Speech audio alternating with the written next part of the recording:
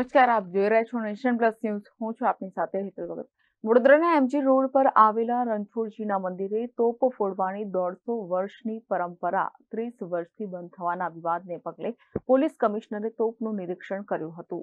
વડોદરાના માંડવી નજીક આવેલા રણછોડજી મંદિરે 150 વર્ષથી ભગવાનના વરઘોડા દરમિયાન તોપ ફોડવામાં આવતી હતી, પરંતુ સુરક્ષાના કારણોસર છેલ્લા 3 દાયકાથી તેને મંજૂરી આપવામાં આવતી ન હતી. મુખ્યજી જનાર્દનભાઈએ ચંપલ નહીં પહેરવાની બાધા પણ લીધી હતી, જે બાધા કોર્ટની અંશતઃ મંજૂરી બાદ પૂરી થાય તેવી વરઘોડા દરમિયાન તોપ ફોડવાની આશા બંધાઈ હતી.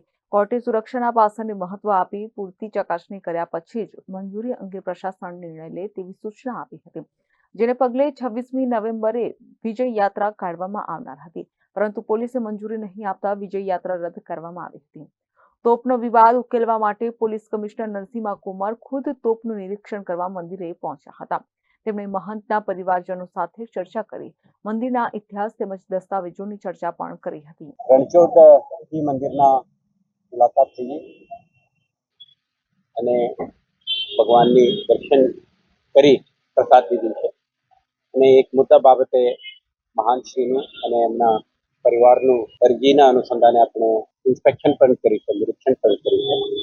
મહાનશ્રીને આપણે જણાવ્યું છે કે આ અંગે આપણે ચર્ચા કરીશું અને ન્યાયાલયના જે નિર્ણય અને તે પછી આપણે સુરક્ષાને ધ્યાને રાખીને જે કંઈ નિર્ણય લેવાનું છે આપણે ચર્ચાના અંતે લઈ આજે તારીખે આપણે એક મુલાકાત નિરીક્ષણ અને આ અંગેની પ્રાથમિક ચર્ચાઓ આપણે. હવે આગામી 11મીએ મોક્ષદા એકાદશી તોપ ફોડવામાં આવશે કે કેમ તે મુદ્દો ભક્તોમાં ચર્ચાનો વિષય બન્યો છે. Bureau report, nation plus news, Vadodara. સમાચારોનો સતત અપડેટ મેળવવા માટે અમારી નેશન પ્લસ ન્યૂઝની યુટ્યુબ ચેનલને સબસ્ક્રાઇબ કરો, બેલ આઇકન દબાવો અને જોડાયેલા રહો ફેસબુક, ઇન્સ્ટાગ્રામ અને ટ્વિટર પર.